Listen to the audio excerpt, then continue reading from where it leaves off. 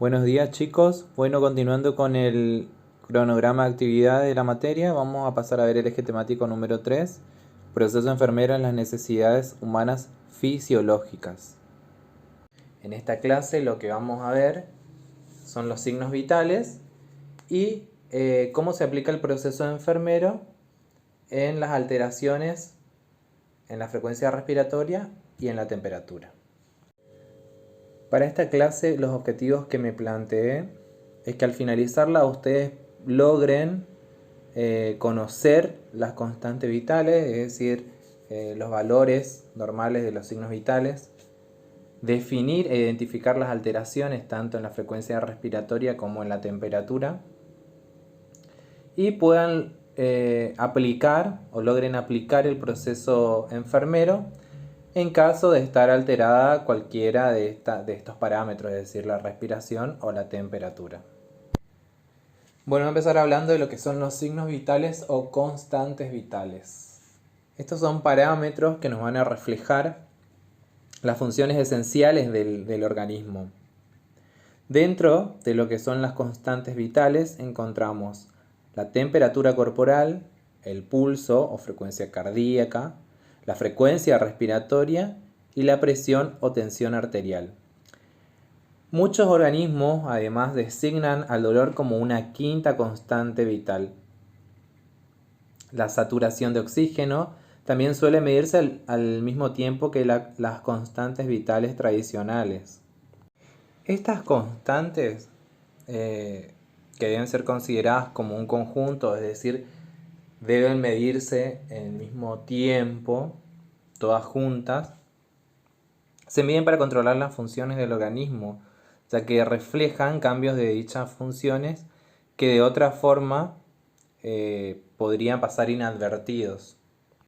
Es decir, que siempre como enfermeros debemos realizar el control de signos vitales. Es algo que se realiza en todos los pacientes, independientemente de la patología. Antes de realizar el control de los signos vitales, el enfermero debe asegurarse de que el equipamiento es funcional y apropiado para el tamaño y para la edad del paciente. El equipamiento utilizado para medir los signos vitales, por ejemplo, un termómetro, debe funcionar correctamente para obtener hallazgos precisos. Es decir, que previamente, al realizar los controles de signos vitales, nosotros como enfermeros debemos asegurarnos que nuestro equipo, que nuestro instrumento para medir los signos vitales estén en condiciones. El enfermero además debe seleccionar el equipamiento basándose en el estado y características del paciente. Por ejemplo, no utilizar para un niño un manguito de tensión arterial del tamaño para un adulto, porque esto nos arrojaría datos erróneos y no nos ayudaría a realizar un buen diagnóstico de enfermería. El enfermero además debe tener en cuenta los factores ambientales que pueden afectar a las constantes vitales. Por ejemplo, les dice valorar la temperatura del paciente en una habitación caliente y húmeda puede producir un valor que no es un indicador verdadero de su estado, es decir, puede arrojar valores de temperatura corporal elevados en relación a la real del paciente. Además, el enfermero debe utilizar un método organizado y sistemático cuando realiza los controles de signos vitales. Cada procedimiento requiere una técnica de paso a paso para asegurar la precisión. Por ejemplo, cuando el enfermero va a realizar la medición de la tensión arterial, debe asegurarse de que la persona haya descansado por lo menos 5 minutos previos para que arroje un valor fidedigno. Además debe utilizar las mediciones de las constantes vitales para determinar las indicaciones para la administración de la medicación. ¿Qué quiere decir esto? Por ejemplo, les dice acá, dar ciertos fármacos cardíacos solo dentro del rango de la frecuencia cardíaca o de los valores de la presión arterial. O administrar antipiréticos o antitérmicos cuando la temperatura esté por encima del rango aceptable para el paciente.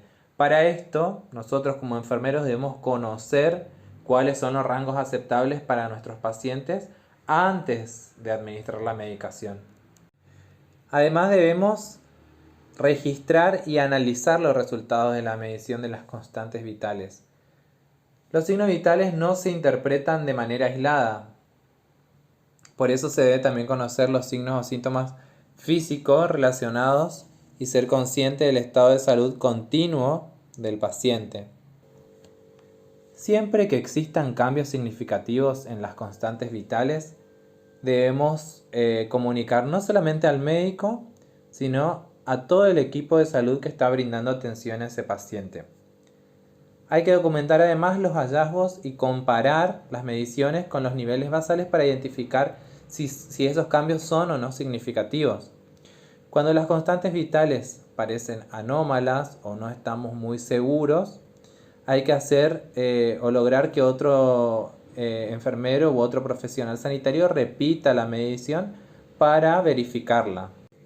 Recuerden que parte de nuestra labor es el educar tanto al paciente como a los familiares, como a la sociedad. Entonces el enfermero debe enseñar al paciente o al cuidador o familiar la valoración de las constantes vitales y la importancia de los hallazgos anómalos que existan. La vigilancia de las constantes vitales de un paciente no debe ser un procedimiento automático o rutinario, sino que debe ser una valoración completa y científica. ¿Qué quiere decir esto? Que por eso es muy importante que ustedes conozcan el proceso enfermero, ya que este es el que los va a ayudar y los va a guiar en la resolución de esas alteraciones que vayan encontrando en las constantes vitales. Además, es muy importante que sepan que las constantes vitales no pueden o no tienen sentido de manera aislada, ya que una siempre se va a relacionar con las demás. El momento y la frecuencia con que deben valorarse las constantes vitales de un paciente concreto son sobre todo juicios de enfermería y dependen del estado de salud de aquel. ¿Qué quiere decir esto? Que somos nosotros como enfermeros los que vamos a decidir, por ejemplo, cada cuántas horas realizaremos el control de temperatura de un paciente, dependiendo si es un paciente que persiste febril o es un paciente que viene afebril hace varios días. Bueno, este es un cuadro que le muestra los valores aceptables de temperatura corporal, de frecuencia cardíaca, de frecuencia respiratoria, de presión arterial y de oximetría de pulso o saturación de oxígeno. Lo que me interesaría que vean es la temperatura, cómo varía de acuerdo al sitio en el cual se realiza la toma. Y que tengan en cuenta que la temperatura axilar, que es la más frecuente, tiene una línea basal de 36,5 y se mantiene entre 36, 37 o 37,5 grados centígrados. Eso se considera el rango normal. Luego, la frecuencia respiratoria, como varía de acuerdo a la edad, y es importante que tengan en cuenta que generalmente los valores normales son entre 12 y 20 para el adulto.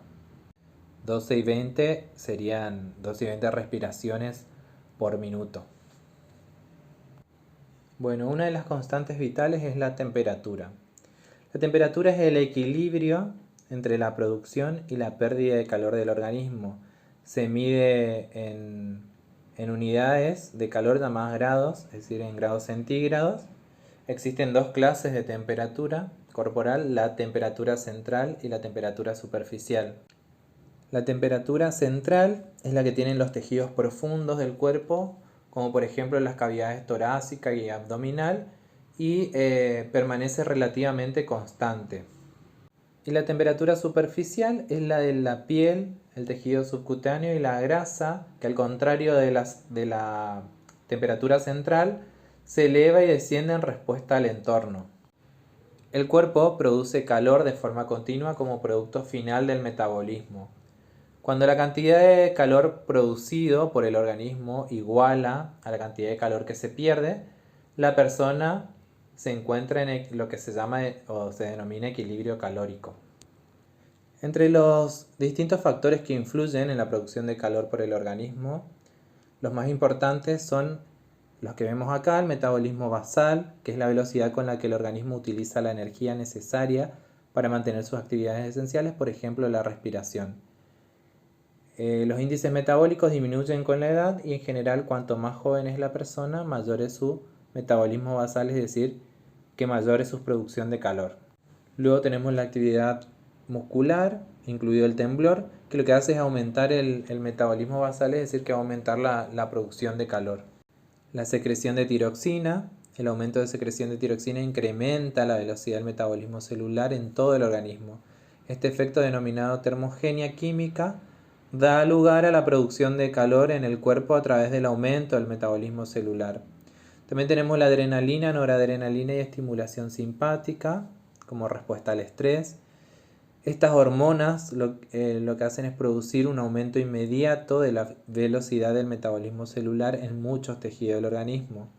La adrenalina y la noradrenalina influyen de forma directa en las células hepáticas y musculares, aumentando de esta manera el metabolismo celular. La fiebre también aumenta la velocidad del metabolismo celular y por lo tanto incrementa la temperatura del cuerpo. Luego tenemos el mecanismo de pérdida de calor. El cuerpo pierde calor por radiación, conducción, convección y vaporización. ¿Qué es la radiación? Es la transferencia de calor desde la superficie de un objeto hasta la superficie de otro sin que exista contacto entre ellos, y se produce sobre todo en forma de rayos infrarrojos. La conducción es el paso de calor desde una molécula a otra de menor temperatura.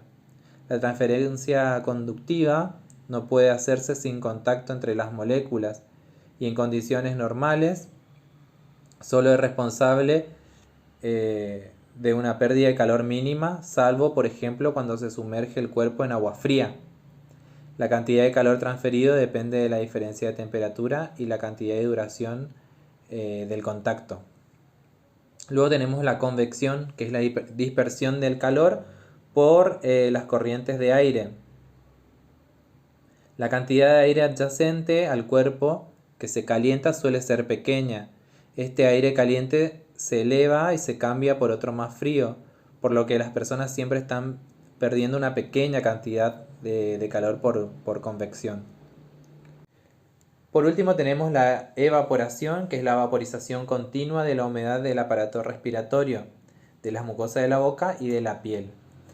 Esta pérdida de agua continua e inadvertida se llama pérdida insensible de agua, y la pérdida de calor que la acompaña es la pérdida insensible de calor.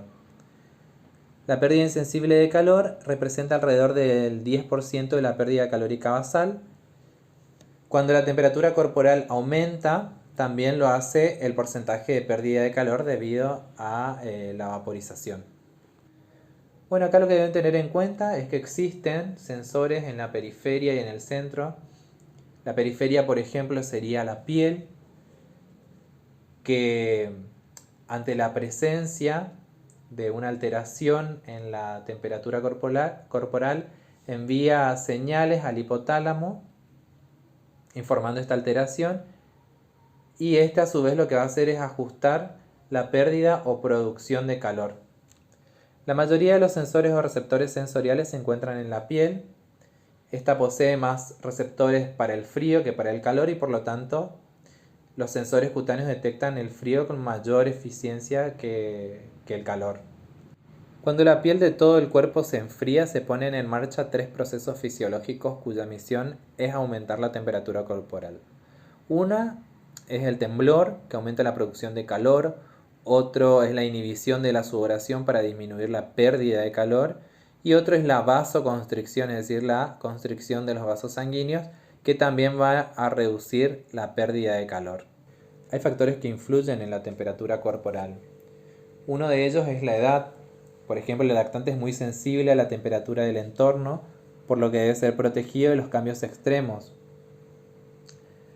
También las personas de edad avanzada tienen mucho riesgo de hipotermia, es decir, de presentar temperaturas inferiores a 36 grados centígrados, debido a distintas razones, entre ellas una dieta inadecuada, la pérdida de grasa subcutánea, la falta de actividad y la disminución de la eficacia de la termorregulación. Los ancianos también son muy sensibles a las temperaturas ambientales extremas como consecuencia de la disminución de los controles de la termorregulación. Otro factor son las variaciones diurnas o ritmo circadiano. En condiciones normales las temperaturas corporales cambian durante el día con variaciones de incluso 1 grado centígrado entre las primeras horas de la mañana y el final de la tarde. El punto de mayor temperatura corporal suele alcanzarse entre las 16 y las 18 horas y el menor durante el sueño, es decir, entre las 4 y 6 de la madrugada. También hay que tener en cuenta que la temperatura de los adultos ancianos aumenta menos que la de una persona joven. Otro factor es el ejercicio.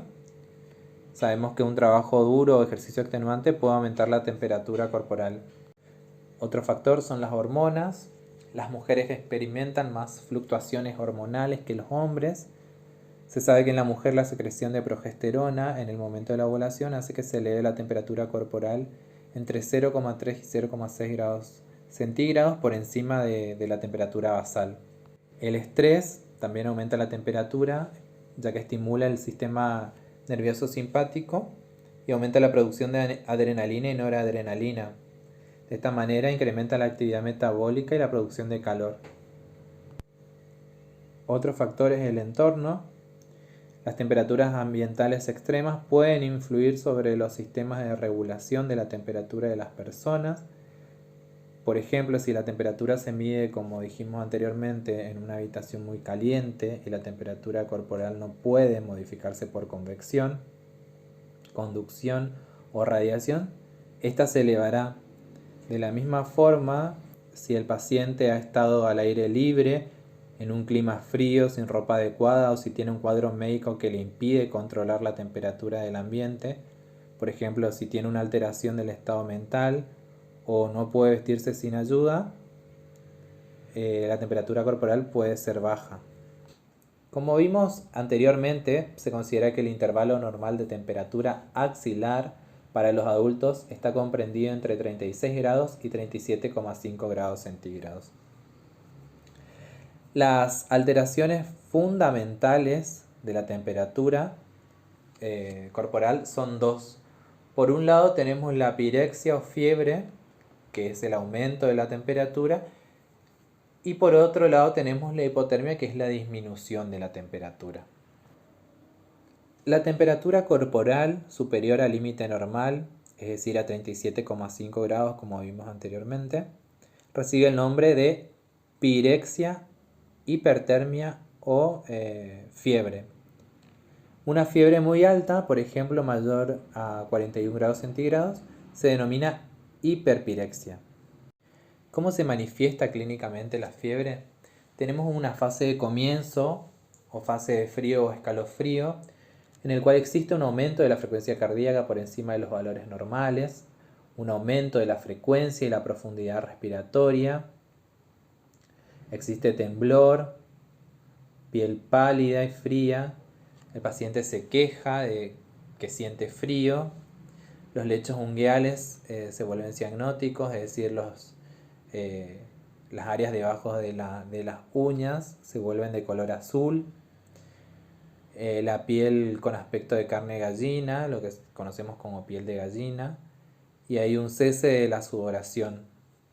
Luego tenemos una fase de meseta o evolución en la cual ya desaparecen los escalofríos, hay piel con sensación de calor, fotosensibilidad, es decir, el paciente expresa que le molesta la luz, ojos de aspecto vidriosos o llorosos, aumento de la frecuencia cardíaca y respiratoria, aumenta la sed, existe deshidratación leve o moderada, somnolencia, es decir, el paciente tiene sueño, está inquieto, puede haber delirios o convulsiones, puede presentar lesiones herpéticas en la boca, es decir, llagas, pérdida del apetito, si la fiebre se prolonga, malestar, debilidad y es muy característico el dolor muscular.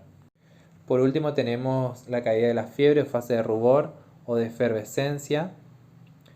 en la cual ya existe una piel de aspecto enrojecido, que se nota caliente, hay sudoración, disminución del temblor y en esta fase hay mucha deshidratación, por eso es muy importante ofrecer agua al paciente, ofrecer mucho líquido al paciente que presenta fiebre. Luego tenemos la hipotermia, que es una temperatura corporal central por debajo del límite inferior de la normal, y existen 3 mecanismos fisiológicos de hipotermia. Uno es la pérdida excesiva de calor, por ejemplo la exposición prolongada a bajas temperaturas. Otro mecanismo es la producción de calor insuficiente para contrarrestar una pérdida.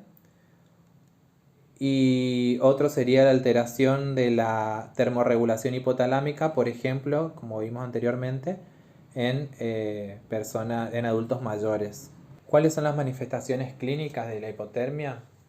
Disminución de la temperatura corporal, la frecuencia cardíaca y la frecuencia respiratoria, temblor intenso al inicio, sensación de frío y escalofrío, piel pálida, fría, con características similares a la cera, congelación, nariz, dedos de manos y pies con decoloración y con ampollas, disminución de la presión arterial, disminución de la frecuencia de la micción, es decir, de la diuresis, de la orina, falta de coordinación muscular, desorientación y presencia de sueño que progresa hacia el coma, es decir, hacia la pérdida de la conciencia. Luego tenemos los sitios en los cuales se mide con mayor frecuencia la temperatura corporal. El más frecuente es la axila, es el lugar más frecuente de control o medición de la temperatura.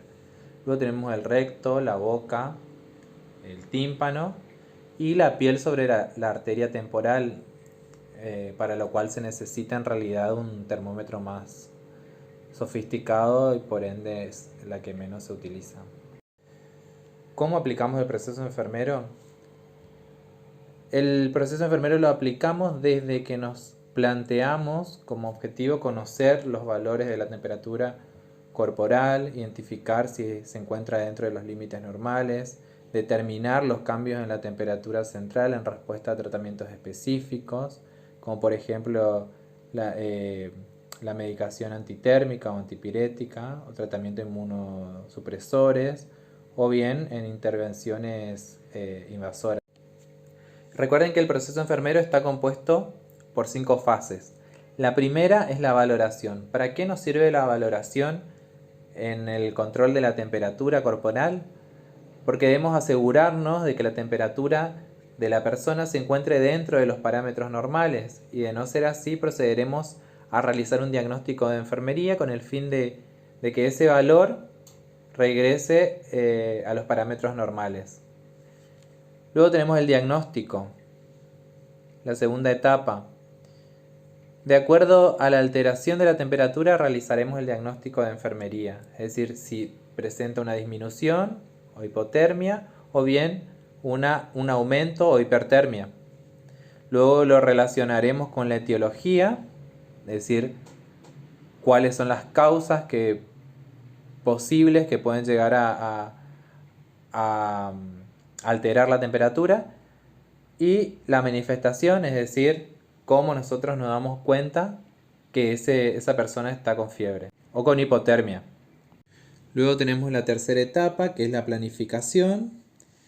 Luego de haber identificado la alteración de la temperatura y realizado el diagnóstico de enfermería, se deben planificar los cuidados de enfermería específicos para cada caso. Es decir, en el caso de hipotermia, qué es lo que vamos a hacer como enfermeros, y en el caso de estar frente a un aumento de la temperatura corporal, cuáles son los cuidados de enfermería que vamos a realizarle a la persona. La cuarta etapa es la de ejecución, es decir, habiendo planificado los cuidados de enfermería, vamos a proseguir a la puesta en marcha de dichos cuidados. Y la última fase es la evaluación, en la cual debemos evaluar, valga la redundancia, si dichos cuidados han surtido o no efecto. Es decir, que si la ejecución de las acciones de enfermería lograron descender o aumentar la temperatura dependiendo del caso.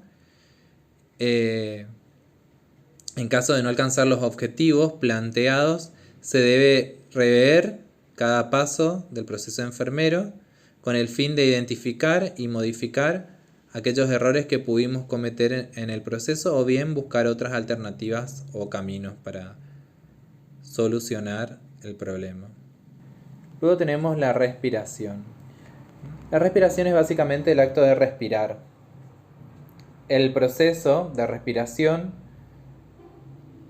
está compuesto por dos fases, la primera es la inhalación o inspiración, en la cual existe una entrada de aire hacia los pulmones, y la segunda es la exhalación o expiración, en la cual se produce la expulsión o movimiento de los gases desde los pulmones hacia la atmósfera. Para referirse al movimiento de entrada y salida de aire de los pulmones se utiliza también el término ventilación. Existen dos tipos básicos de respiración.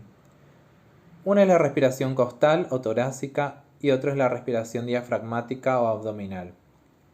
En la respiración costal intervienen los músculos intercostales externos y otros músculos accesorios como los esternocleidomastoideos. Pueden observarse por el movimiento del tórax hacia arriba y afuera.